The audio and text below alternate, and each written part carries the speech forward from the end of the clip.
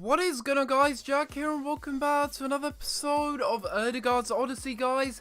This is going to be episode 7 now of this series, of this My Player series on my channel. And we are going to start today's episode off here by having a little look at match objectives. Not really too sure if they're really significant, to be honest, because we are going to be doing what a lot of you said in the last episode. And we are going to be simming towards the end of the season so that we can get to the end of the season, because a lot of you have been saying that I need to sim because, well, it's not really working out at Recreativo. That's all I can really say. Despite that, though, we have grown +3 this season with Martin Ødegaard, and considering the rest of our teammates have been absolutely woeful, we've actually done pretty well with Ødegaard, I think, in my opinion. It's been a little bit of an interesting stay at Recreativo, and I think next time, in the next season of this career mode, I'm going to think it through before we actually just accept a loan offer.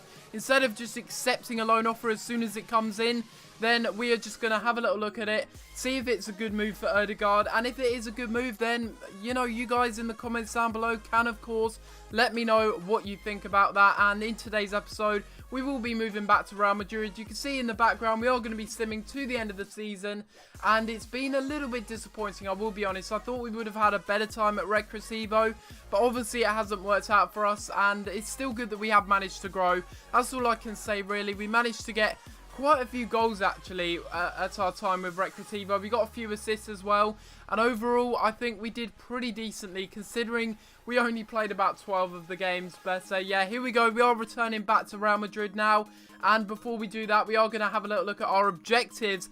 And these were overall objectives that were set when we first came into Recreativo on that loan spell from Real Madrid. And, well, the Recreativo manager has said that he's a bit disappointed as we haven't actually been able to reach the league targets that we were set out to do with Martin Ødegaard. But to be honest, if the rest of the team is terrible, what can we do? What can we actually do when all of the other teammates are terrible? Considering we only played 12 matches, I think we did alright there.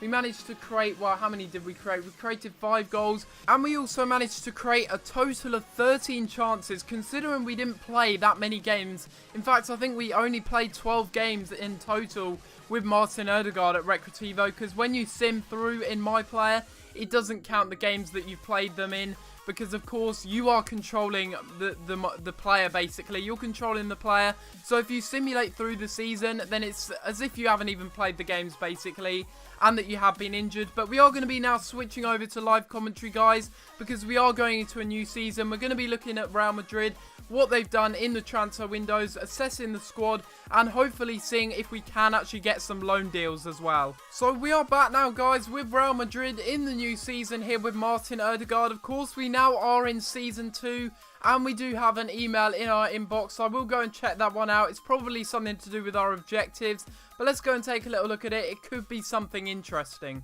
So looking at our inbox here, we do have 2 emails, and one of them being, well, our league expectations, of course, what Real Madrid expect us to do this season. But then in contrast, we've got another email here saying that I should go out on loan. The manager has told me that I should go out on loan.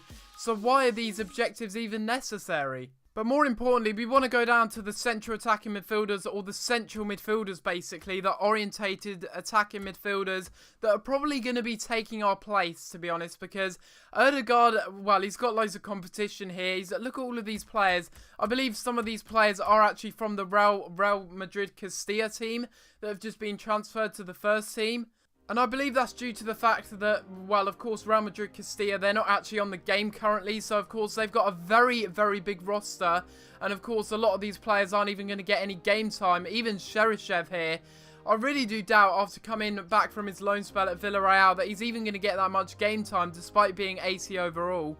But this is exactly what I mean. Look at this here. James Rodriguez, Isco. Then we got Martin Ødegaard, of course, our pro player, who is 70 overall. But then we've got Marco Asensio. And we've also got Maximilian Mouya, as well as Jose Rodriguez as well. So with all those central attacking midfielders at the club, it would be silly to stay here. And it would be very, very unlikely that we'd be able to fulfill our objectives. Some of those objectives are pretty steep, considering these players are probably going to get a lot more game time than Martin Ødegaard would. Having said this, though, I did expect there to be a lot of competition for places at Real Madrid, and it seems to be the case here. There's a lot of central attacking midfielders, so we've just got to simulate on here Wait till we get a transfer offer, but don't accept it straight away, because I'm going to get you guys involved in the comments down below. It's probably going to be a little bit of a shorter episode than it normally would, because we are going to be deciding the future of this series. Whether we're even going to continue it or not, I have no idea yet, to be honest. And of course, I'm going to get you guys involved. If you do want this series to continue, then of course, leave a like on the video. Let me know down in the comments below. And if we do continue this series, then I'm going to let you guys decide where we go out on loan to next. The first offer that we do have, though, is actually from Birmingham City. So that is an interesting offer. And that is the first offer that's been put on the table to us for Martin Ødegaard. This must be a joke. Surely this is a joke. I'm pretty sure the Recreativo manager said himself he was disappointed with how Martin Ødegaard played, and now he's putting another loan offer for him. And you know what I'm going to go ahead and do? Because it's Recreativo, I'm going to go ahead and accept it. No, I'm just joking. I'm not accepting that. Are you having a laugh? I'm not going to be accepting that loan offer from Recreativo. We're going to go ahead and reject it, and I really do hope we get another offer from a championship team or something like that. Maybe a team in England, Germany, in the Bundesliga. Not a team like Recreativo, who are absolutely terrible. Why would I go to them again? You know what I think we're going to do? I think we're just going to go ahead and accept this, because I don't think we're going to get a better offer from any other league. And I think going to the championship with Martin Ødegaard is a really big move for him, to be honest. And hopefully we can actually do a little bit better here than we have been doing with, well, with Recreativo, basically. Recreativo were a terrible team, but I think Birmingham City will be a bit of a better team for Martin Ødegaard, in my opinion.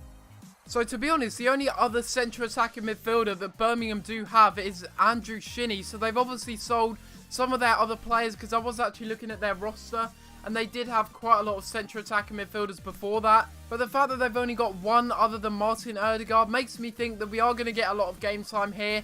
And maybe we could even get promoted with Birmingham City. That would be absolutely awesome. They're wanting me to get an average rating of 7.1 or better. That is extremely high.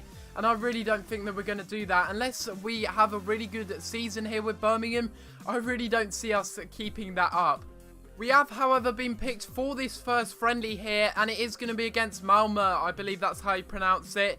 And I do believe they're a Swedish team. So this is going to be our first game with Birmingham City with Martin Ødegaard.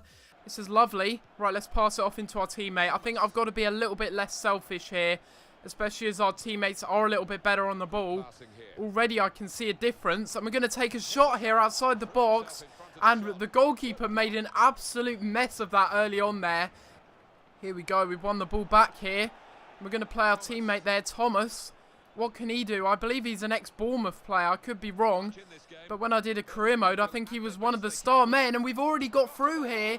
And we've taken another shot. And already in the space of 2 minutes, we've had 2 chances on goal. We showed some great glimpses in the first half with Martin Ødegaard. And now it's all about, well, just doing that again. Showing that we can actually be a goal threat. And we can actually provide some good passes to our teammates. Oh my god, Ødegaard has done so well there, and we're going to take a shot, and we get the first goal of the game with Martin Ødegaard, and that was certainly some lovely build-up play, and it only takes Martin Ødegaard 77 minutes to actually get his first goal for Birmingham, and look at that, lovely dribbling round the defender there, round the last man. He takes a shot at the near post. Very bad goalkeeping, but Martin Ødegaard does get his first goal in a Birmingham shirt. Free kick here in the 90th minute. I really don't see them getting anything else in the game. And oh my god, how have they got that on target? That got deflected. And then the goalkeeper makes an absolutely amazing save. Look at that. Deflected. And then the goalkeeper, look at that, tips it over the bar. And that is a really important save late on. Final chance for Mouya. Surely they're not going to get anything from this. We've got to make sure we clear our lines away. And that is some really bad defending. And we concede a goal. And we really shouldn't have conceded late on there. That really isn't that good, is it? Look at it. Look at this. The corner comes in. The goalkeeper doesn't do well. And look at that. 4 defenders. 4 defenders aren't able to mark that man. They're all on the floor. So it shouldn't matter too much. But to be honest, we shouldn't have even conceded that corner late on. Or even that free kick that actually led to the corner. It was a bit disappointing that we conceded that late on in the game. But at least Martin Ødegaard gets his first goal for Birmingham. Right guys, so this is going to be the end of the video. It's a little bit of a shorter episode than normal, only one game in today's episode, but that is because I want to know in the comments down below, guys, do you want this series to continue? Do you want Ødegaards Odyssey to continue, or do you want it to be put on hold? You guys can let me know down in the comments down below, and if you want the series to continue, then of course leave a like on the video to show your support that you do want it to continue, and of course leave a comment down below and tell me what you think of this series and how it's going. Of course, now we're with Birmingham City, it is Season 2, and we are going to be spending Season 2 in the Championship.